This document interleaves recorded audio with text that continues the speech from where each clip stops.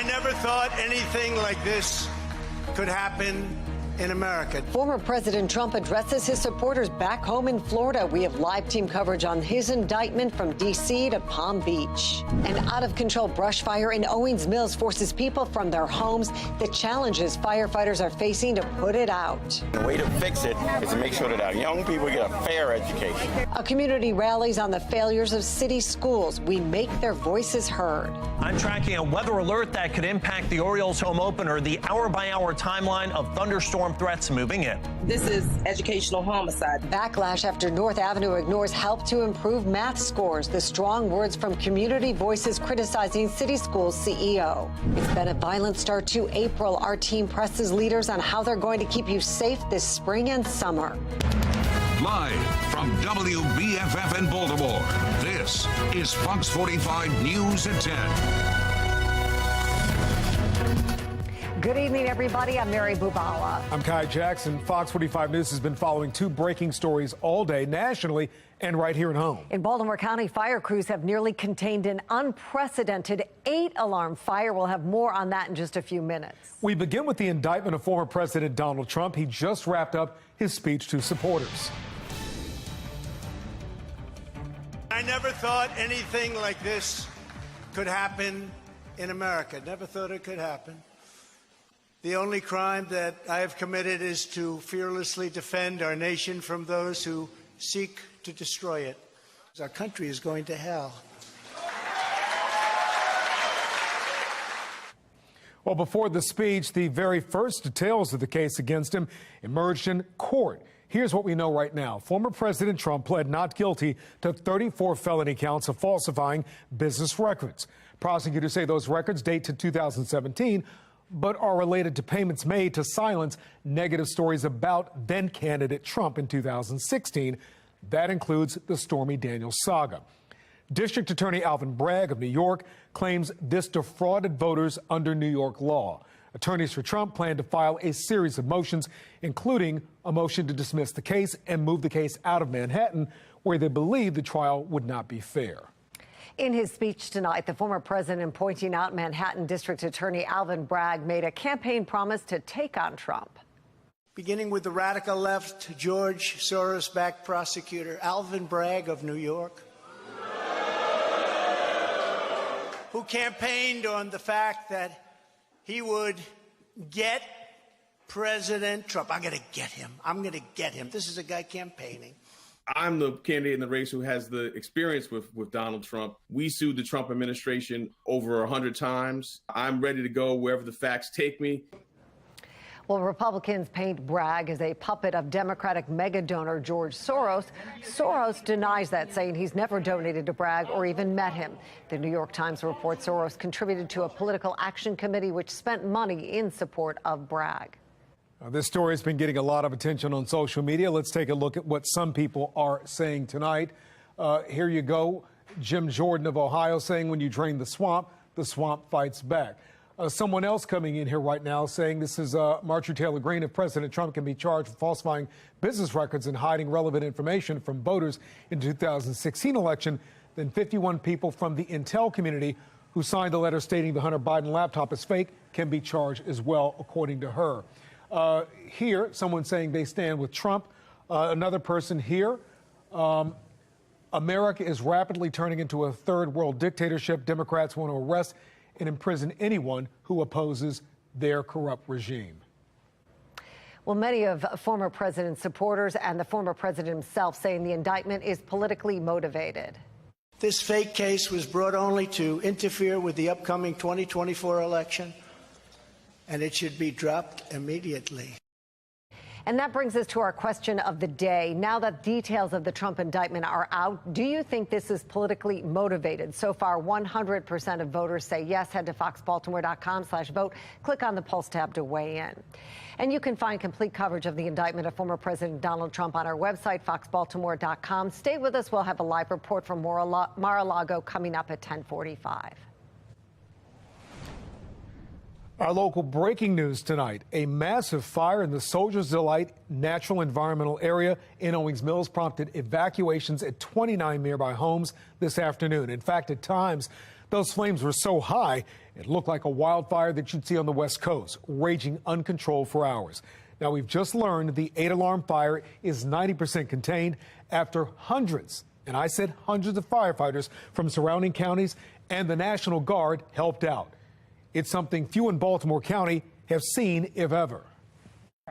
So we still don't have the exact number of acres this has grown to, just because it was so quickly and spreading. And, you know, this is unprecedented. It brings over, like I said, 200 firefighters from across the region very quickly here, and they're hiking through trails and wildland trying to extinguish this fire. Now take a look at this. This is a picture posted by the Chestnut Ridge Volunteer Fire Company. That's in Owings Mills. Every single truck is deployed tonight, helping that fire. The garage totally empty. It was like that at many firehouses around the area that were on full forest fire fighting alert, and that strategy was put into place. Now, remaining crews will stay overnight to monitor any potential flare-ups and hotspots. Our next weather maker on the way. Storms could impact the Orioles' home opener on Thursday. Chief Meteorologist Jonathan Myers tracking the potential for some severe weather. Jonathan? Yeah, could use some rain, obviously, with that wildfire, but we don't necessarily want it to impact the Orioles game here on Thursday at 3:05, and it very well quite could. Temperatures in the 60s now as we take a beautiful look at the mainly clear sky across portions of the area and, of course, across the skies over Camden Yards. Now, you take a look out to the west, there's a wind advisory, and then there's all this mess, tornado watches even out in portions of the Midwest. And this is your forecast for first pitch. 81 degrees Thursday at 3:05. Showers and thunderstorms developing, could last on and off through the game. Not so good for playing ball. I'm going to let you know how long it lasts and when we could be drying out and how Easter shapes up in a couple of minutes. Well, turning now to a city in crisis, a new investigation from the Inspector General in Baltimore raises questions about accountability with the Mayor's Office of Neighborhood Safety and Engagement. Fox 45's Mackenzie Frost has more on what the city's watchdog says an employee did to save money on taxes and shipping fees. This IG report shows that a city employee used Monzi's Amazon business account to make personal purchases, all to avoid sales tax and shipping costs. Now, a taxpayer watchdog tells me that this small probe could mean bigger problems inside City Hall. This report from the Office of Inspector General notes 23 different personal orders a city employee made using the Mayor's Office of Neighborhood Safety and Engagement's Amazon Prime business account. It all happened from June 1st through December 22nd, 2022. The employee, who hasn't been named yet, did not use the city's credit card, instead using their own card, but had the items shipped to their home address. Inspector General Isabel Cumming writes in the report the Monzi employee used the Amazon account and avoided paying required Maryland sales tax, which may have violated Maryland state sales tax law and city policy. According to Monzi Director Shante Jackson's response to the probe on March 17th, that employee no longer on the agency's payroll. There is no reason for this to take place. Taxpayer advocate David Williams says the report shows the need for tighter controls inside City Hall. Looking at the report, I'm not surprised, and I don't think a lot of people are going to be surprised because the city has been so lax when it comes to accountability or transparency. Especially with Monzi, the agency overseeing the city's flagship gun violence prevention program, Safe Streets. The Community Violence Prevention Program, Fox 45 News, has been investigating for more than a year.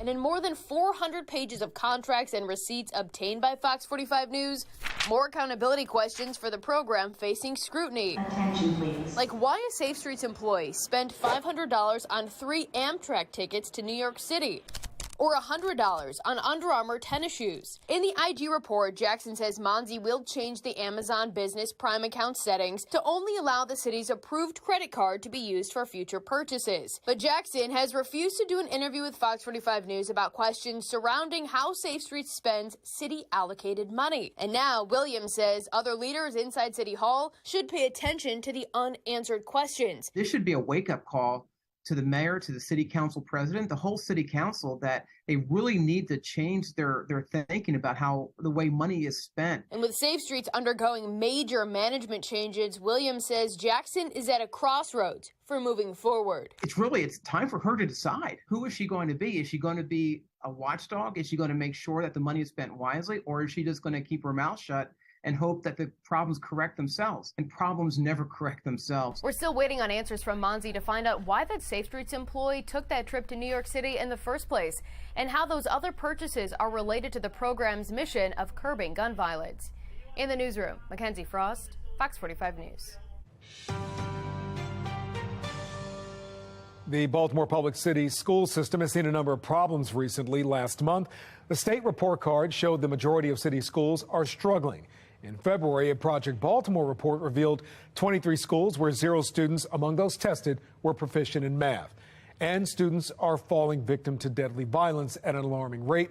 At least 7 students have been killed so far this year. Now some parents are saying enough is enough. Fox 45's Jeff Abel was at a rally for change. Jeff joins us live with calls for change from families. Jeff? Well, the failures in the city school system brought many parents to their feet tonight, insisting their children are paying a heavy price for the crisis in the classroom. This is the 55th anniversary of the death of Dr. King. Outside school headquarters, they saluted how far the country has come since the death of Dr. Martin Luther King Jr. and how much farther it still needs to go. The school system was better 55 years ago than it is today. That's right. Even with the walls of segregation and the walls that we were tearing down, we were getting an education that would send us where we need to go. In the crowd were parents and grandparents, students and their supporters, all of them claiming the city school system has failed them. How do you let a person get in the 9th grade that can't read to the 4th grade? The community's ducking bullets. We have crime. We have a bad situation with our youth. And it starts with the school system that they're in today. And shortly after the death of my son, another child was murdered during school hours. This has got to change. Also in this crowd was Michelle Hines, the mother of Isaiah Carter. To me, Isaiah was a martyr for a larger cause. Her teenage son was shot and killed outside Patterson High School last month. I'm blaming the structure here in Baltimore City. I'm blaming whether it's the school system, whether it's the police, whatever it is. The system here needs to change. Her pain has ignited protest, and today she joined dozens of others to demand more accountability, both inside schools and out. Uneducated person does uneducated things, and we got to educate. Peace and blessings. Thank you so much.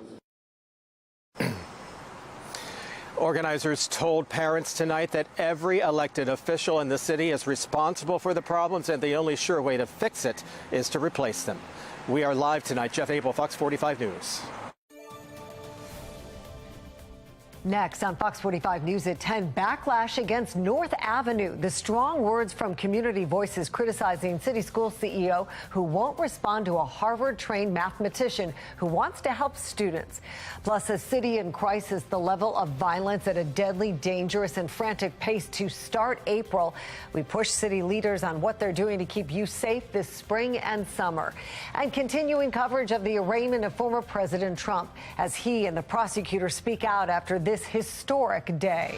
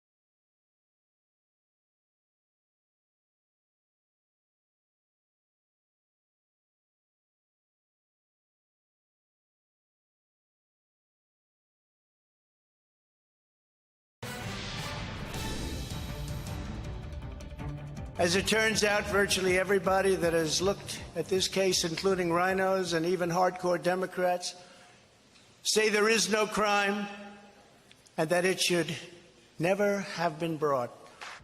Former President Donald Trump addressed supporters tonight, just hours after he was indicted on 34 federal charges in New York City today. The former president is pleading not guilty to all 34 counts in relation to hush money payments during the 2016 presidential election. Prosecutors accuse Trump of conspiracy to undermine the integrity of the election. And lawyers for former President Trump vow to fight the charges. Stay with Fox 45 News. We will have a live report from Florida coming up at 10:45.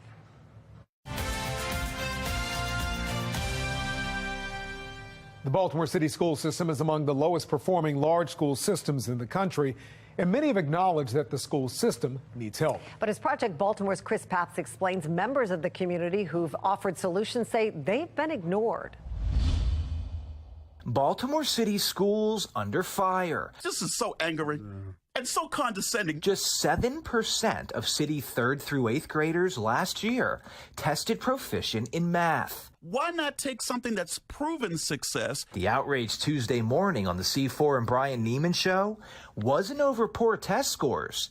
It was about a possible solution. So far, ignored. This is one of those ones where I wish they would just take them up on an offer for one school. Just take one of the schools and see if these things actually But see, then they'll have to use them for the others. And you know he's going to be successful. Oh, yeah. I actually love math more than people. Dr. Jonathan Farley is a Harvard-educated mathematician. He's currently a professor at Morgan State University, and he believes he can help Baltimore City students learn math, if only the school system would let him. They haven't even answered him. They haven't told him no, Brian. They haven't responded. Dr. Santelisa's, to me, this is educational homicide because she don't want anybody to come in and make what she consider her educational system look bad. Yolanda Pooley runs the nonprofit People Empowered by the Struggle. This man has a well-equipped background for education, and yet again, he was still denied access to the children of Baltimore City. And our question should be why? But Baltimore City schools, by its own admission, could use help. The district has pointed to two major obstacles: underfunding and not enough involvement from parents or the community. So about a month ago, Dr. Farley sent this email to 4 city schools where not a single student tested scored proficient on last year's state math exam. He wrote, "I can increase the number of students proficient in math next year, and I can show you how to get the funding for the program." He never heard back. It's par for the course, but it tells me that most of the educators don't actually care. When Project Baltimore wrote North Avenue asking if they plan to contact Farley to discuss his offer, we received this reply: "If we have further interest, we will contact him directly. In the meantime, if Mr. Farley or any other member of the community would like to review the concrete steps we are taking to increase math proficiency, we encourage them to learn more at baltimorecityschools.org. If Mr. Farley or any other member of the community, who else in the community, idiots, has a doctorate from Harvard as what? Idiots! Farley's 3-step program begins with removing students who cause disruptions so other students can learn. Step 2 is drills and repetition, followed by Step 3, creating accelerated programs for students to compete for top spots.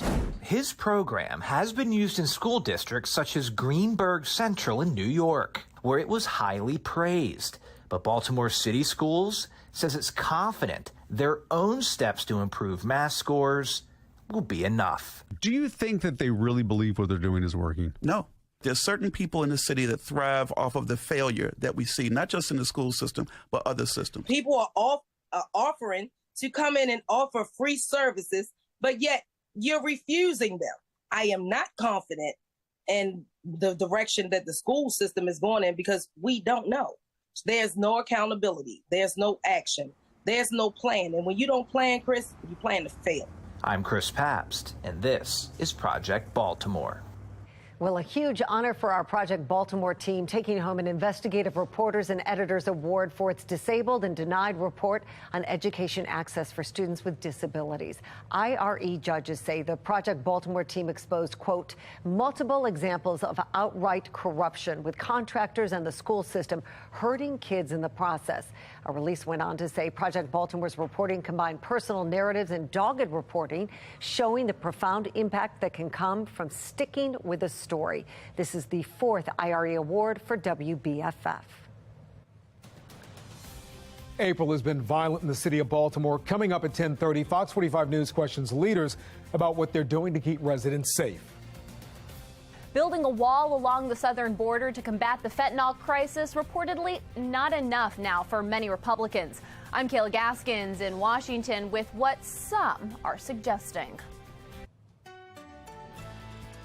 And severe weather potential increasing as we head toward O's opening day on Thursday. A weather alert day actually in effect already.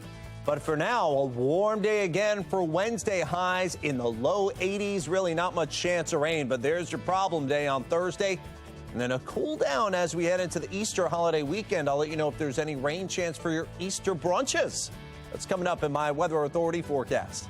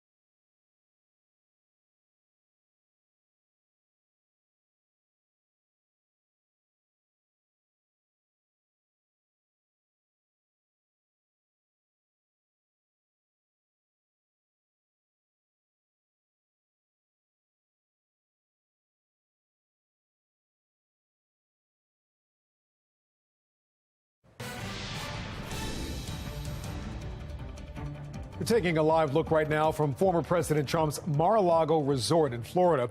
On the left side of your screen, the former president just finished his address to supporters. He was indicted on 34 counts of falsifying business records and arraigned today. Supporters lined up to greet his motorcade when he arrived from New York back to Florida. Stay with Fox 45 News. We'll have a live report from Florida coming up at 10:45. Well, a growing number of Republican lawmakers say it is time for a military response to drug cartels who smuggle lethal opioids into the United States. National correspondent Kayla Gaskins has the story. Building a wall is simply not enough for some Republicans aiming to address the record flow of fentanyl across the southern border. More people died last year from fentanyl poisoning in a single year than the entire Vietnam War that went on for over a decade. An increasing number of GOP politicians now say bombs and special forces are the way to fight the Mexican drug cartels. I can't understand why we're fighting a war in Ukraine and we're not bombing the Mexican cartels who are poisoning Americans every single day. The idea of bombing the cartel, reportedly first suggested by Donald Trump during his presidency, was once considered fringe. Now, calls for military action are growing more mainstream, including among those who are running for the presidency against him. We are not going to let all of this lawlessness continue to happen. And we can do that by putting special ops in there. If we can do it to Soleimani, if we can do it to bin Laden, if we can do it to ISIS in Syria, we can do it south of our own border. The escalation of political rhetoric reflects growing alarm among conservatives. In a new Axios Ipsos poll, Republicans consider opioids and fentanyl the #1 public health threat. Representative Tony Gonzalez joining fellow Texan Dan Crenshaw to sponsor a bill authorizing use of military force against Mexican drug lords. We have to take the gloves off. It's time to label cartels as terrorist organizations. It's time to arm the Border Patrol with equipment that can shoot down cartels, drones. Nosotros no vamos a permitir. Mexico's president firm in his opposition to the U.S. conducting military operations against cartels in his country, even threatening to campaign against Republicans in next year's elections. In Washington, I'm Kayla Gaskins. They have really stepped up their efforts by indicting the 45th President of the United States. Former President Donald Trump addressing his supporters on the day he was arraigned. Ahead, why the prosecutor explains his reasoning. We will have a live report from Florida on tonight's developments. And the manhunt for Roy McGrath comes to a deadly end. How FBI agents were able to track him down in Tennessee.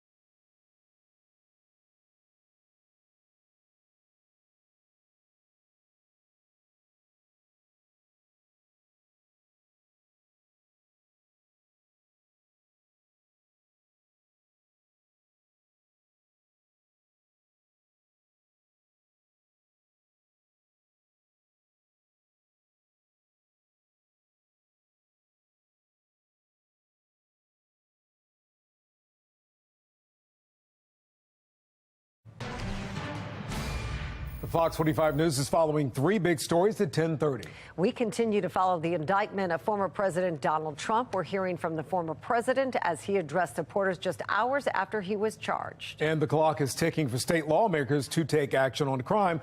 The legislative session ends this Monday. And the calls from one grieving mother for them to do more to stop deadly violence. Fox 45 News pressing city leaders for answers as April gets off to a violent start.